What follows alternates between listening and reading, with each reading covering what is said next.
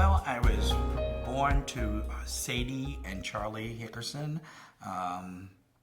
We lived in an area of New Orleans called Central City. Central City is an African American community, very poor community, but we were all very loving and very happy community. It was a wonderful place to grow up in. That's where I grew up until the age of 12. When I graduated from 6th grade, my parents took us from the ghetto and moved us uptown. Moved us uptown to a community that we really did not know. The community was totally white. We settled in about a week or two, and then the strangest thing happened. All of these for sale signs started popping up all around the neighborhood, especially the block in which we lived in, on the street we lived in, all these for sale signs started popping up. Well, we were kids. We knew absolutely nothing about what was going on, and I really did not understand it until much later in my life, that this was a racial thing. And then they got to know us. They got to know us, and things changed in the community. Eventually, over the years and stuff, it became one big community, with the black family. The word gay came along much later in my life. I always knew I was a sissy. I always knew that was the name that was called to you when you were a kid in African American communities. You were a sissy. And, growing up back in the 60s in my era,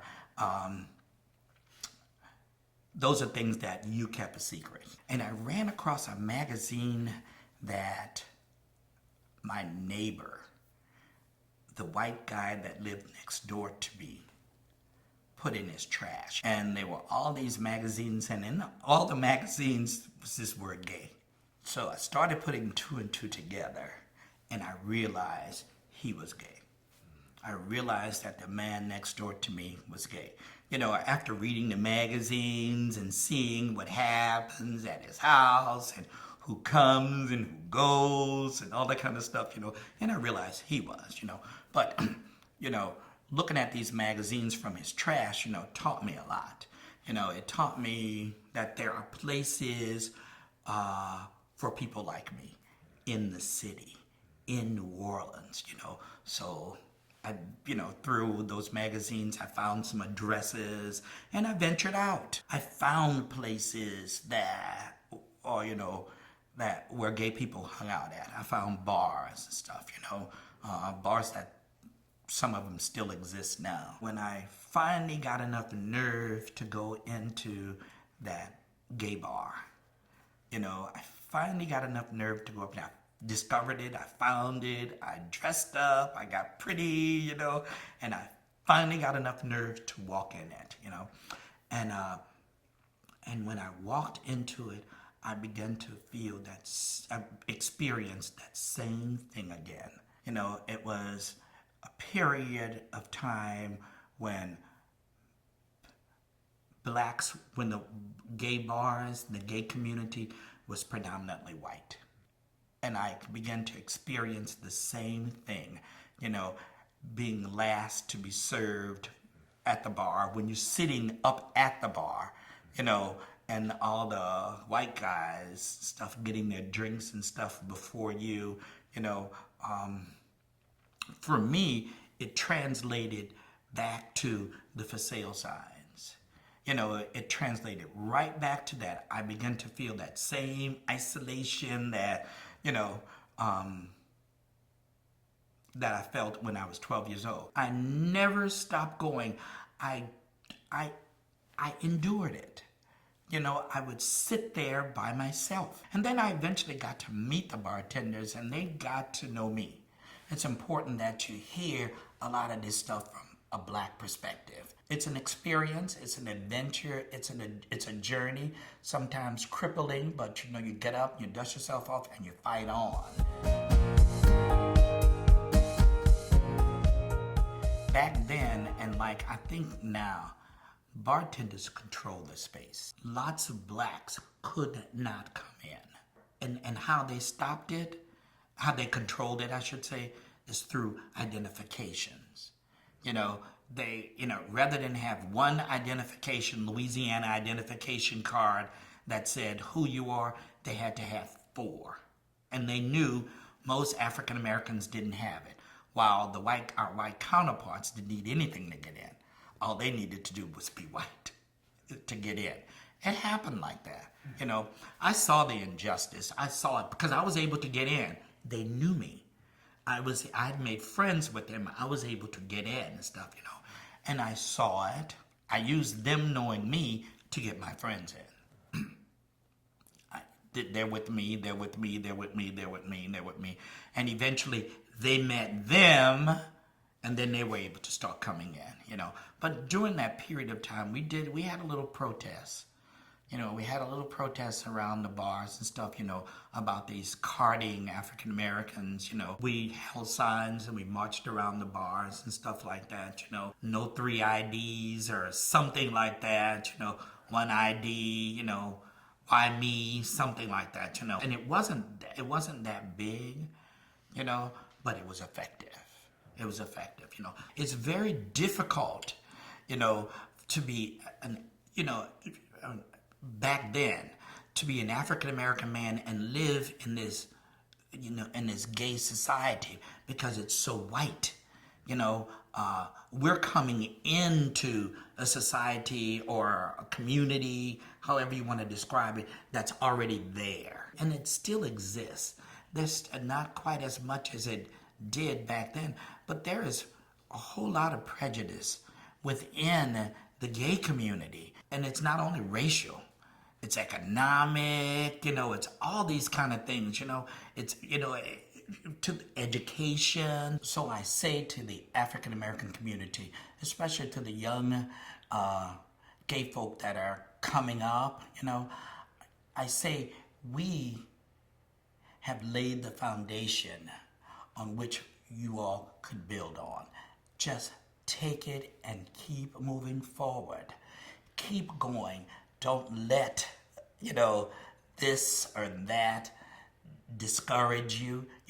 There is a rainbow at the end of that tunnel. There is. And you're going to realize the joy. While sometimes you can suffer, you're going to realize the joy once you get there. Yeah. And you can get there. Just keep moving forward. Yeah.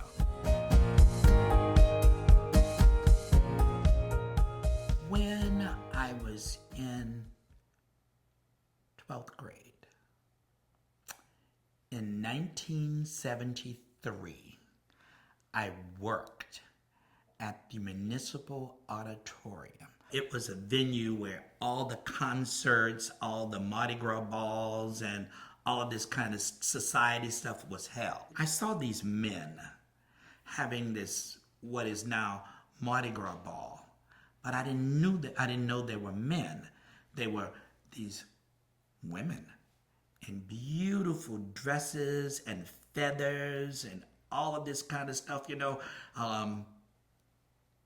having this thing where they promenaded around the floor and they bowed and they did this and they did that, and it was just so elegant. And I had never seen anything like that in my life. I was just fascinated. Then I realized that it was men doing this. Oh my God. I heard the names. It was the crew of Apollo. I heard the names. I was like 16 to 17 years old, and I thought, ooh, I want to do that. Fast forward, during my times in the bars and coming out and stuff, the name Apollo popped up again, and then I met some people who were a part of the crew of Apollo. And I explained to them when I was a kid what I had seen, and they remembered the ball, Then I got invited to some of these balls and stuff, But back then, I did realize that there were no blacks, and I respected it. I mean, it was what it was, and, I was a young kid that knew absolutely nothing, and I took it for what it was, yeah. And then I heard about a crew called the Crew of Celestial Knights. And the Crew of Celestial Knights had 2 black guys in it. And I thought, wow. I did some talking and researching and talking in the bars and stuff, and realized that the crew met, a lot of the members hung out at this bar and stuff, and I went to that bar and I tried to smooth up to them, and stuff like that, and I was successful. Yes, I joined the crew. I got into the organization, and I thought that I want to do more. But I had not gotten there yet, and I couldn't wait to get there, So I understood a little of it, and I got out. Of the organization, and I tried to start one that's for blacks. It was called the Crew of Somnus, the god of sleep. Yeah, it's called the Crew of Somnus, but it never took off. A lot of the African American community wasn't impressed with it. It was too expensive for them. Their ideas and their thoughts and stuff was somewhere else. It wasn't there and stuff, So that didn't take off. That didn't take off. But it was very difficult back then for African Americans to get into those organizations, Very difficult, I joined an organization called the Crew of Amun-Ra. It was one of the biggest organizations of crews in New Orleans. I came up for membership, and they had never had a black in their organization, and some of the members did not want it. As a result, I think 1/3 of the organization quit. Yeah, quit the organization because I was elected into the organization. I was voted into the organization. These were people I didn't know, except for one. One of the guys who quit was the gay guy who lived next door to us. Yes, he quit. He lived next door to us all those years, and because a black man joined the organization, he quit, So, that just told me a whole lot about him and our relationship living next door to each other. When I joined the organization, I was a hard worker and stuff. I enjoyed it. I wanted to be there. I wanted to contribute. I wanted to do my part and stuff like that, I received the President's Award. Yes, I remember Glenn Guidros was the president that year, and I remember him giving me the President's Award for being one of the hardest workers in the organization. I thought it was very, very, very, very nice to have that, and and to be honored for the work that I contributed to the organization, But I also think that was a way of saying we're sorry for what had happened. In 1973, I graduated from high school, and I went directly to college, But that did not, and I stayed there for about a year and a half, 3 semesters, and the university got tired of me. Not going to class and not doing this and not doing that, so they threw me out. And they told me, said, listen, you're young, you're adventurous, go do what you need to do and come back later. You're not ready yet. Someone offered me a job in the community. It was Cafe Lafitte's. They offered me a job. They opened up a record store, and I got the job managing their record store for them. Well, the record store sold lots of gay music, lots of music that was played in the gay bars and stuff, and it was a very, very popular record store, we did well and stuff, but it gave me an opportunity to meet a lot of the gay community in that record store, and I was this, this black guy, who knew lots of people in the community, and I got offered a bartending job at a bar called the Loading Zone. It was called the Loading Zone, and my popularity soared. And then along came opportunities to join different organizations, to become director of Gay Pride and all of that kind of stuff, And as a result, I attended bar for like 16 years. I became Southern Decadence Grand Marshal in 1985, and then HIV hit. HIV hit our community. It was something that all of us did not understand. We saw people, we saw this happening, and then that happened, and then the person died. We did not understand any of this stuff, But because I was, well known in the community, I was invited to sit on the board of directors of an organization that was a startup organization that was providing housing for persons with HIV, called Belle Reve.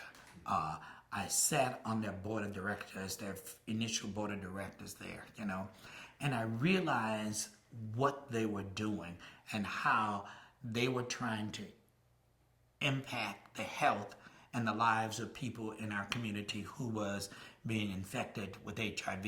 After I sat on the board, I got an opportunity to work at the organization.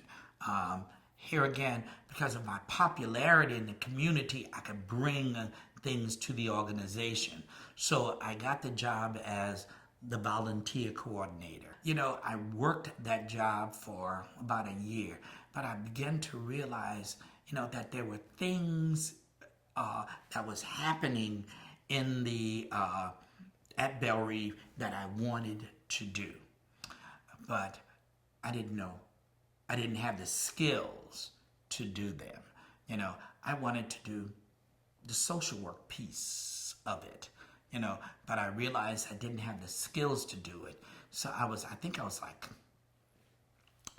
35 years old. So I talked to my partner, and we decided that I should go back to school. I enrolled as a non-traditional student, and I enrolled nighttime, part-time, night school and part-time, in pursuit of becoming a social worker. The very next year, I started going to school in the daytime, and I took a full load, and I got through it pretty quickly, through a bachelor's degree.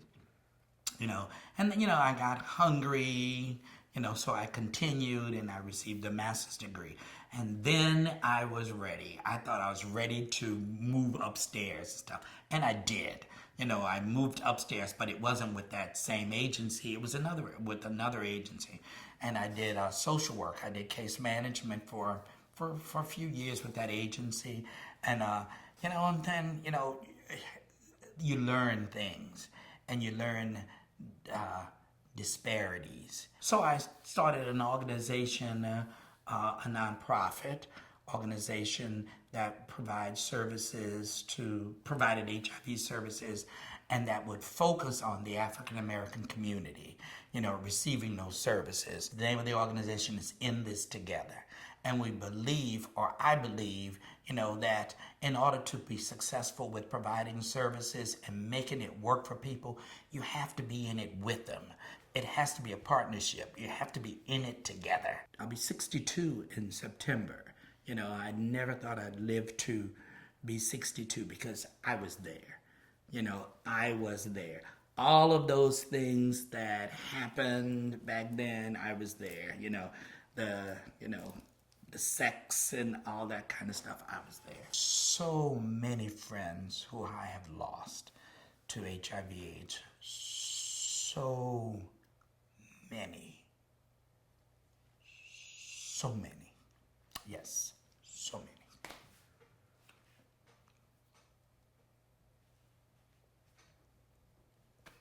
So what do? You try to live and you try to help people live a better quality of life. You try to help them understand, that you can live, and there are ways to do it.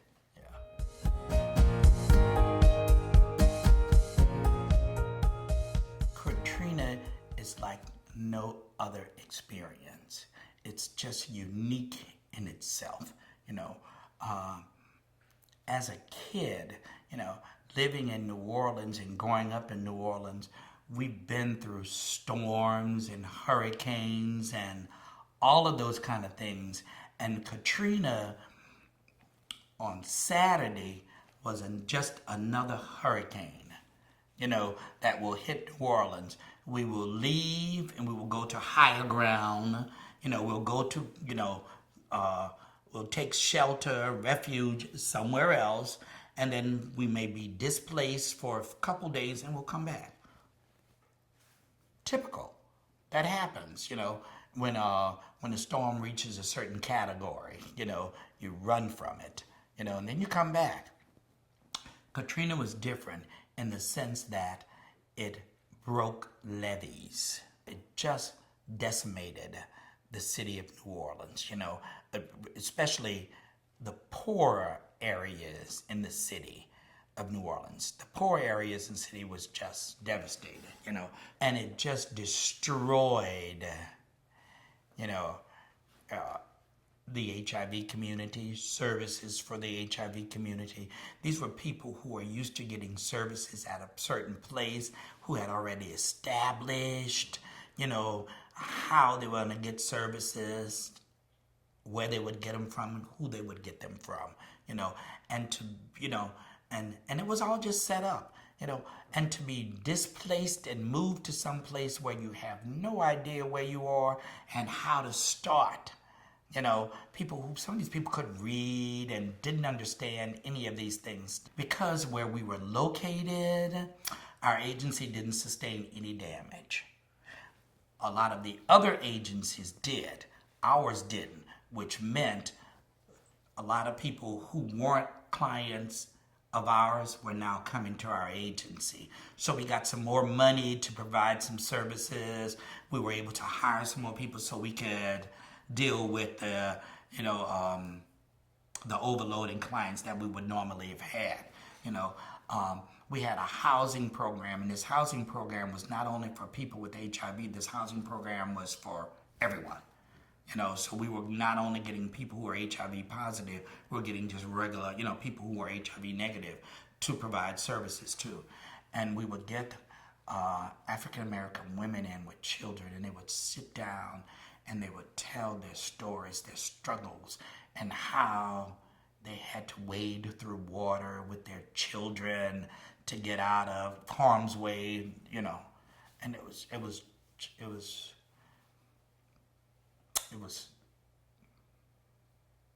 bad. You're there, and you're the person who they're asking for help from, and you find yourself having to excuse yourself, so you can compose yourself and go back in there and begin to help them deal with their issues and stuff. It was hard.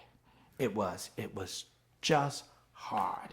And then my partner and I, we were dealing with our own issues because our house had flooded. We had 6 feet of water in our downstairs, so we couldn't live in our house for like 6 months. So you're dealing with that, and you're dealing with your clients' issues. And one thing in our profession, you learn how to not bring your work home with you.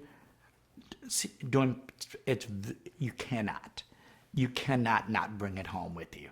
You cannot. It was just awful. It was bad. It was bad. Yeah. And it looked like no one understood, the devastation and the gravity of this, no one understood.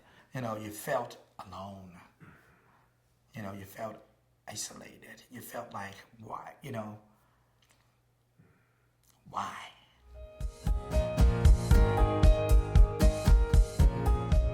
We talk about phobias and isms. How about the lack of education, the lack of the real knowledge that people need to understand that it's not about, who you have sex with. It's about how you have sex with them. It's about protection from all kind of diseases, protection from everything. But people, I think a lot of African Americans, while they're not understanding that protection keeps you negative, because who they have sex with doesn't matter. It's how they have it. It's the protection that matters. Some people contract HIV, however, through needles, through risky sex, and believe that because they are, people think they're gay. And that's the worst thing that you can be as a man in the African American community, because of what we're taught in the church. If we can just get away from desensitize people to the stigma, I think the rate of HIV infections in the African American community will go down. I do. I think they'll go down. Just can't get past that stigma.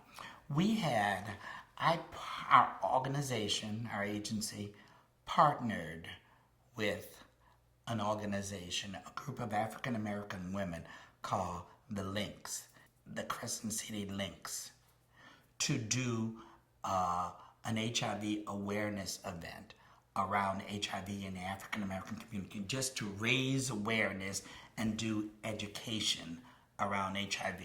HIV is a very difficult subject to talk about in the African American community. I'm not gay, it's a gay disease, I'm not gay, I don't need to go. But we notice that the rate of HIV infection is continuing to rise, and not only among gay men, it's in the community at large, So we decided to come up with an HIV awareness campaign around National Black HIV/AIDS Awareness Day. And the first year we did it, we decided to get some information and just go and stand on corners that are frequently passed by our African Americans frequently pass, stuff like that, and just give out the information. The people were very, very thankful. They were very appreciative. They were very happy, There were mothers that stop by and say, oh, please give me some. I have 3 sons, oh, give me some of that information. Now, Junior, you need to, one of those kind of things and stuff, So that inspired us, And so we begin to think, how can we bring more people to understand HIV? So in the African American community, we have a tradition called Second Line. Second Line is a celebration of life, and it's done through song and dance in the streets. It usually happens after death. We celebrate someone's life with a second line. The second line is it's led by a traditional brass band, and their umbrellas and handkerchiefs and music and dancing in the streets, celebrating the passing of someone, and while it's a sad occasion, it's joyous. So we decided that we would have a second line, but we would use it to raise awareness around HIV. So we hired a brass band, one of the best brass bands in the city.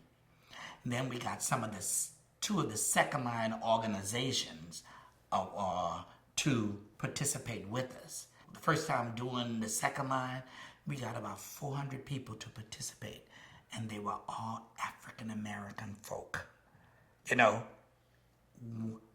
And we did this parade. We had a targeted area that we did it because we knew that there was a high concentration of HIV in that area, you know. So we did a second line in that area, and we targeted that area, and we just hand out pamphlets and information on, if you know somebody or if you need to be tested, call this number. Very gently. And it was a huge success. It brought community folk together. They owned it. You know, it was paid for by the community.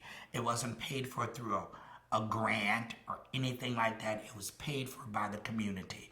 We got out and we solicited donations, and all the money paid for, you know, to have this done. I'll be 62 in September, you know, and it's taken a long time for me to get to be who I am today. I went through, you know, the hurt that I called racism. I went through the rejections. I went through all of those things. And I don't mean to sound arrogant, you know, but I am Michael. What you see is what you get. And, you know, it's like you either take it or leave it, you know, because I'm at that point, you know. I'm at that point where I know who I am. You know, I now know I can walk into a room and not have to hide, you know, my sexuality or anything, not have to hide my blackness, not have to act this way, not have to act that way. I can be me. Yes. And it's taken a while to get there and stuff, you know. I'm here, and this is who you get, you know. Yes. And I'm happy. I'm free, you know. Yes. I do what I do me.